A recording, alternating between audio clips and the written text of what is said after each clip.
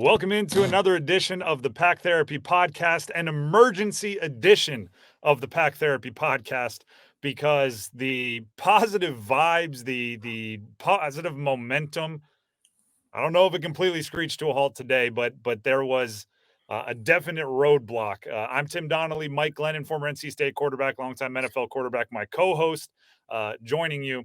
Here's how it goes. I thought our next podcast was going to be all about coming out of the bye week. You beat Clemson, you come back, you beat Miami going away.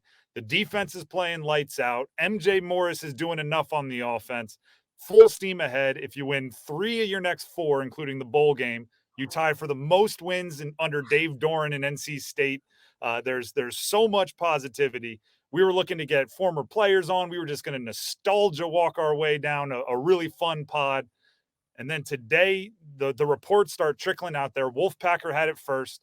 MJ Morris electing to redshirt. This conversation, according to Wolfpacker, took place on Sunday. Pack Pride, we're going to.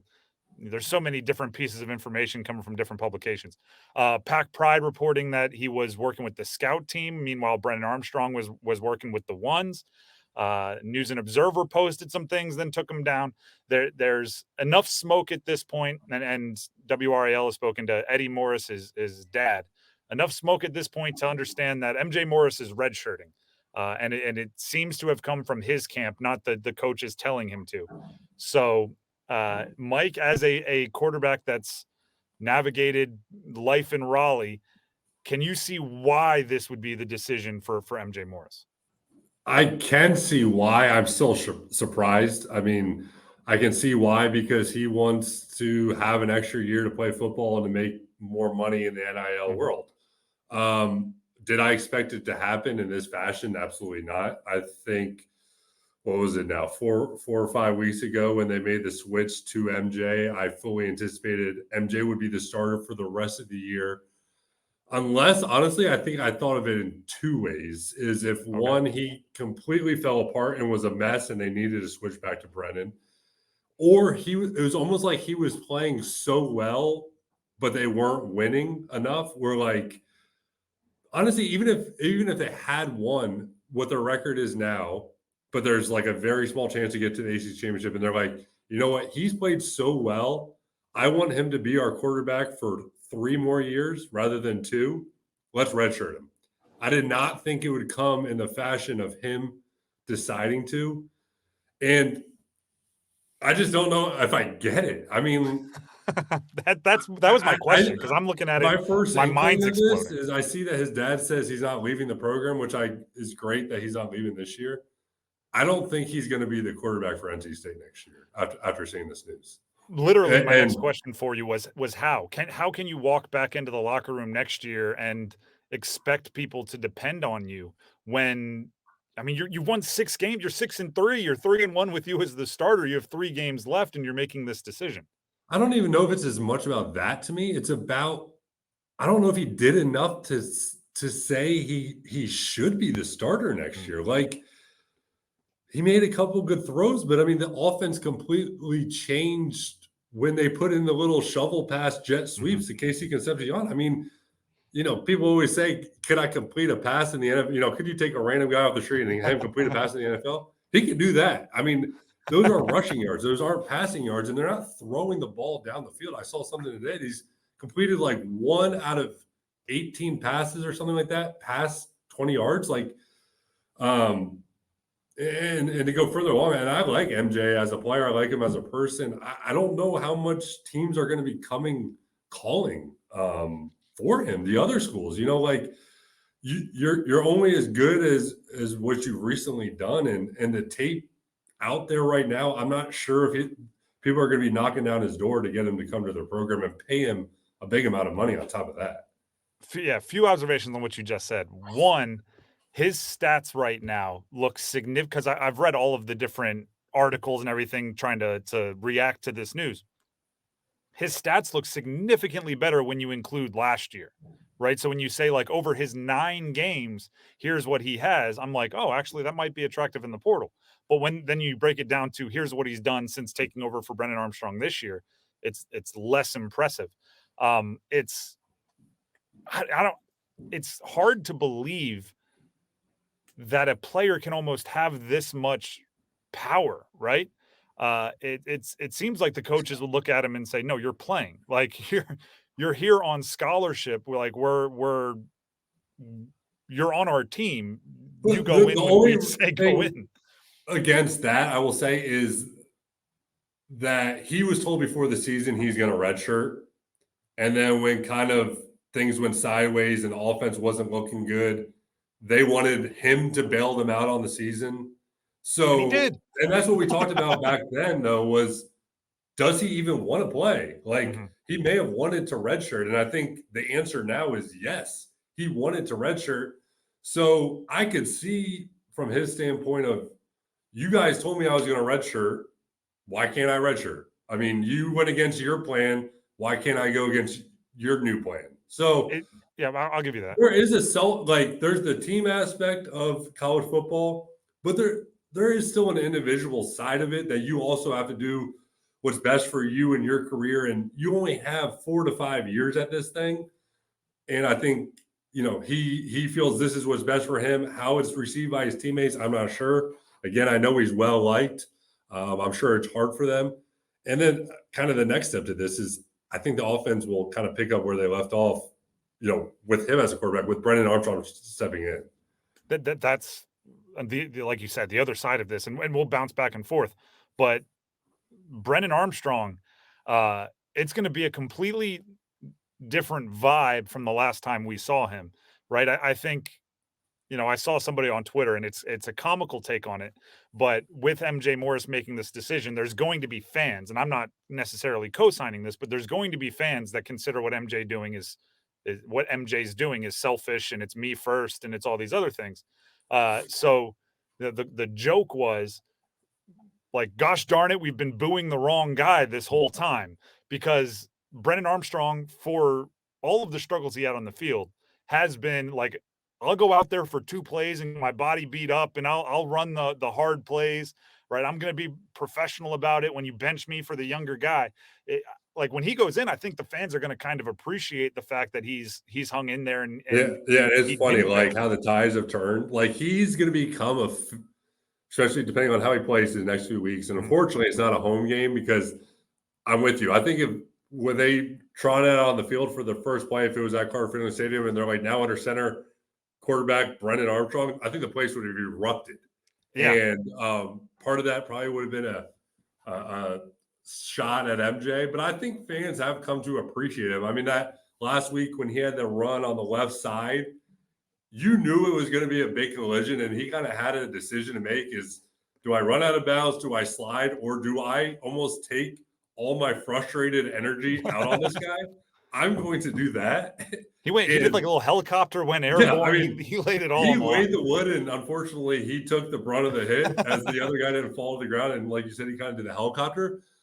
And I thought it was so cool. He had a long, 53 and a quarter yard jog across the field, and the Mhm. fans gave him a nice round of applause. And I thought that was great. And I'm sure for him, it was like, finally, like, Yep. I'm So laying it all out for you guys. And I appreciate this response for the first time. So, where you gotta keep, yeah, like, the serious face on, but inside you're really smiling, like, "Thank right, you, it right. means a lot."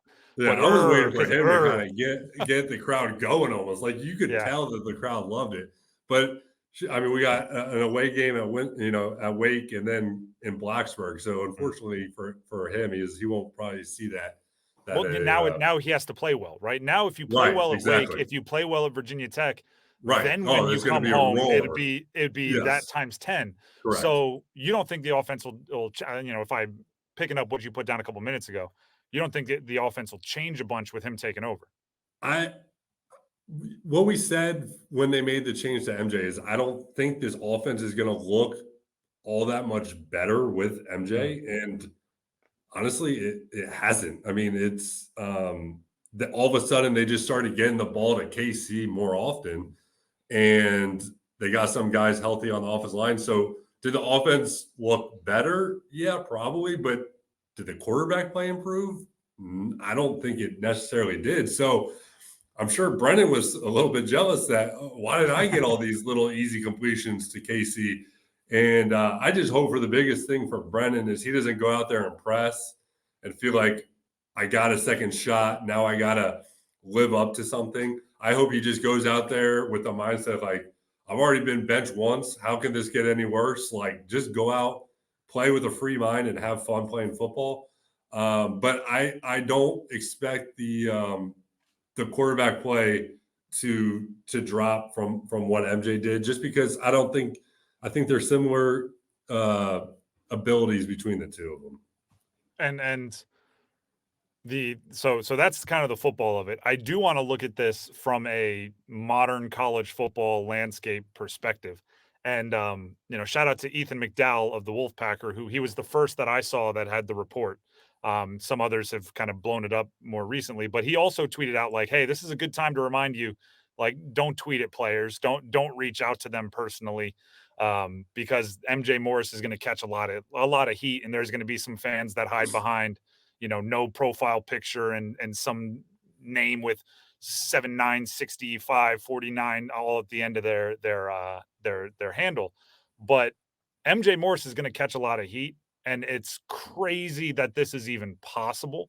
Where, especially when the assumption was that he'd be transferring, and obviously Eddie Morris, his dad, told WRAL Sports investigative reporter Brian Murphy that he's not leaving the program. The exact quote included he would have left in January or he would have left in May because he had plenty of options if he wanted to leave the program. But with that being on the table, I'm just not sure we're like. Actually, I'll put your shoes, right? You're the number 4 quarterback in the country coming into NC State. You have to sit for 3 years behind Russell Wilson before you get your chance to shine. I'm not sure we see anything even close to that when you have a starting quarterback electing to redshirt and kind of keep all those options open. It's just college football. I don't think is that's one of the few ways it's completely changed. Yeah, it's completely changed, and people always ask me like, "Would you have left?" And honestly, I don't know what or would I Well, have. I mean, there was a you chance I didn't was even going have to. to weigh that as a possibility because it was Right, so far and fetched. back then, or if the rules were what they are now, chances are yes. And honestly, what someone brought up to me, which I never even thought of, is Russell probably would have left too because he would have been offered all this money from another school too. So who knows how it would have played out? But yeah, it's just completely That's a good different. point. Honestly, I don't completely fault MJ for this. If say that the ACC championship was like NC State was if they win they get in, and then he decided to do this, I think that's wrong. But with, I mean, what according to ESPN or one of these people, what do they have, like a 2% chance of actually making the AC? Like right Last now, I they're saw just was like playing for 1.4. right. I mean, they're playing for a better bowl game, and I don't know if that matters all that much. I think the teammates will understand his vantage point because, like I said, he was told at the beginning of the season he was going to redshirt, and at the end of the day, that's what he's getting now. So I know things change during the season, but just like coaches get up and leave before a bowl game, just like players are doing that now. It's become where people have kind of a selfish attitude towards it, which I don't completely agree with. There's definitely the team aspect, but there is the individual aspect to this as well. Let's look at it from Doeren's perspective. Like 48 hours ago, the guy had the cigar post game. He's super comfortable. He's happy. He just became the NC State all-time wins leader of any coach in history. The reports are out there that he was hanging out with family and friends, kind of in the in the parking lot till the wee hours of the morning, soaking it up. And 48 hours later, the program is. I don't want to say the program's in disarray, but it's definitely shaken up a bit by this decision, right? Shaking up your quarterback is going to be a thing. But at the same time, you know, Wake Forest is a winnable game. Virginia Tech is a winnable game. North Carolina, that rivalry is always a game that, last year proved the crazier it gets, almost the better it is, or the more chance you have to win that one. You have 9 or 10 wins still out there. That's a good season, right? Dave Doeren's never won double-digit games. You have to win out to do it, but the possibility is at least there. What are the challenges for him as far as just keeping everybody kind of rowing in the same direction? And we haven't even brought this up. The starting running back from earlier this year, Jordan Houston, made a similar decision. Now he is leaving the program, but kind of a midseason, hey, I want to protect my eligibility, I'm going to redshirt. Like this has now happened twice in the last month and a half. Yeah, it's going to be a challenge for him, to kind of just get everyone on the same page. But I think that's what Dave does a great job of. I mean, he's been around this program so long. He's been through adversity. And I think the players respect him enough, and he's earned their respect that he's going to rally the troops and they'll be fine. And honestly, I don't know if disarray, like on the field, to me, I think this is a lateral move. Like, I don't think there's going to be all of a sudden you go from like, hey, our offense is playing so well, like this is going to crush our offense. The offense isn't playing well. I mean, Yep. with MJ at quarterback, I think you could I really think it's more of like a sociology shakeup, though, correct. right? It's Correct. more It's of about the a team, who's the leader. Yeah. correct. And I see that. But look, when I see the coin toss the last every week, Brennan Armstrong is the one that's the captain. MJ Morris isn't. So look, Brennan's played. He didn't play great early, but he's a good enough player where I think the team will rally around him just like they did MJ. Honestly, I think it could have a similar effect. And seeing the way he handled the situation, he could have moped around, but he kept a positive attitude. I'm sure all the guys saw that way more firsthand than I did. And I think they'll probably respect that and want to go out and win for him as well, just like they did MJ when he kind of provided a spark. I think Brennan could provide a similar type spark this week. The other thing, and I know I've said the other thing like 10 times because there's 15, 20 different angles on this. I just keep going. And the other thing is the name, image, and likeness of it all. Again, his dad said he's staying, but this is not just an MJ Morris thing. You have to re-recruit every, especially starter, on your team every single year, right? It's we've talked about it with KC Concepcion. We've talked about it with others where you better make sure they know they're loved. You better make sure they're finding value in your program. You better make sure they're developing, or else they'll find somebody that will probably pay them better that can do all those things for them. So with MJ Morris, right now, again, according to his dad, he's not leaving the program. He just wants to redshirt, wants to protect that year of eligibility. I get it, right? Hey, I didn't redshirt. I played 4 years of college, and I wish I could have gotten one more year on the back end. So I understand what he's saying, but what would, assuming that the little birdies are going to be out this offseason, whether he enters the portal or not, he'll know what his market value is because people talk. I'm struggling to find like how much other programs would want MJ Morris. Right. For NC State right now, he's the guy that came in, kind of turned the season around, won 3 out of 4 starts, beat Clemson, beat Miami, made the throws necessary, sparked a little something. So there's some goodwill built up there. I'm not sure other Power 5 schools are going to look at it the same way and think, hey, let's dip into our collective money, find a whole bunch of money to make sure we get this guy on campus for anything other than like, he could be a guy to come in and compete. I'm not sure they're just giving him the job. I 100% agree, and I'm not sure he's NC State's quarterback next year. And with that being said, if he's not NC State's quarterback next year, then what level quarterback is he? I mean, there was rumors that teams like Auburn were interested. What was on tape this year doesn't scream SEC, and you talk about his numbers last year. He had 6 good quarters of football. He played a great second half against Virginia Tech, and he played great against Wake Forest. Against Boston College, it was okay. It was and last year he still had like all of the potential and all of the correct. You bring him in expecting to work with him. Now he's a little bit older. He's put a little bit more on tape. There's less of that. He what Brennan Armstrong was last year at Virginia, where he struggled. It kind of reminds me of that a little. He had 2 years ago, he was really good. So is that what people are going to be saying? Well, this MJ Morris kid was really good as a freshman. Well, I mean, Brennan Armstrong threw for over 4,000 yards.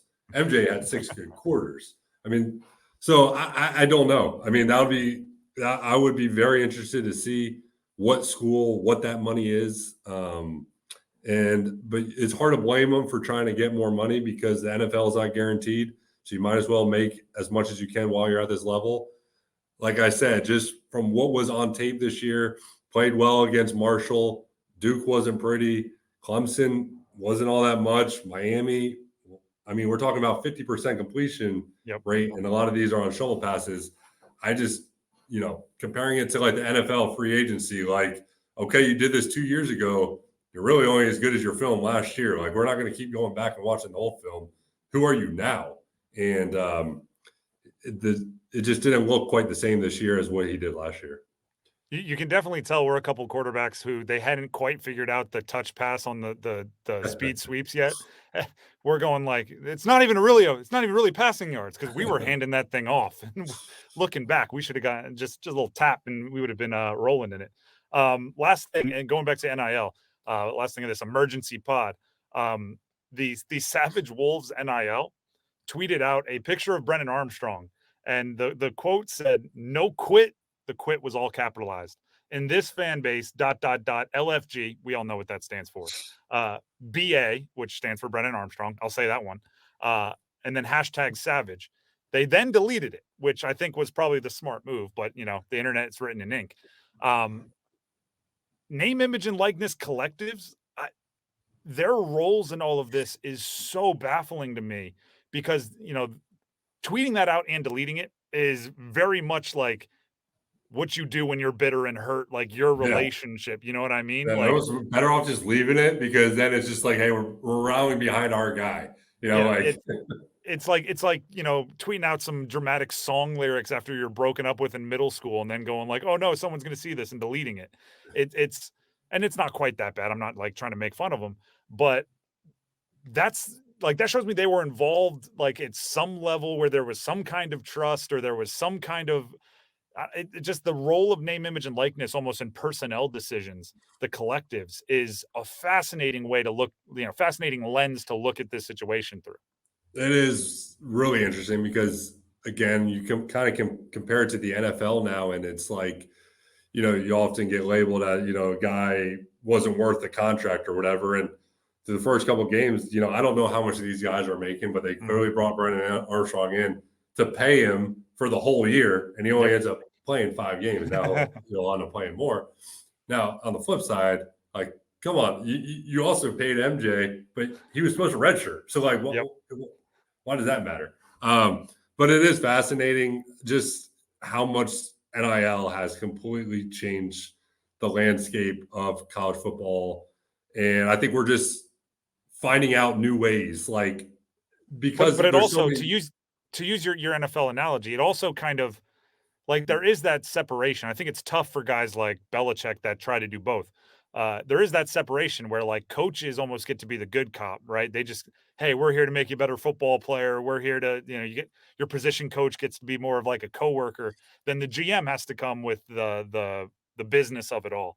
Like, are the collectives going to take over the like, here's how much you're worth, right? You're worth 100K this year. There, you can test the market. You're not going to find 200K. And then the coaches just get to coach because, and if that's the case, then almost like, MJ Morris gets to be running the scout team this year saying, hey coach, I love you, but they're messing up over there. It's like that separation, right? You get to put that middleman. I hope the collectives aren't the cap space guys. I mean, hey, we can't afford you right now. In charge of divvying it out, but I guess technically, I don't think Doeren is supposed to be in charge of who gets what either. I don't know. That's why this whole thing will be interesting to see for years to come what it evolves into, or maybe if it might dissolve. Who knows what's going to happen with it? It's just it would be hilarious if the name, image, and like, we don't have the cash. Well, I mean, it's like talk about, it kind of makes me think of Jerry Jones, where you buy your way into the Cowboys, and it's like you want to now have a say in personnel. Like, if all of a sudden a bunch of really rich NC State fans essentially start picking the players, like, oh yeah, I don't know if that's the path we want to go down. That's basically real life fantasy football without actually knowing what true scouting is. But who knows? I mean, money has a lot of power, and if someone wants to write big checks, maybe they will have a say in who the next quarterback is here. And Panthers fans everywhere say, "Did you hear that, David Tepper?" That's good. That's a good way to end this emergency pod.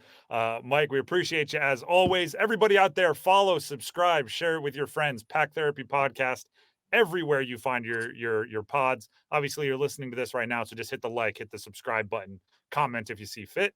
We'll be back with the next Pack Therapy podcast, hopefully with more answers than questions. See ya.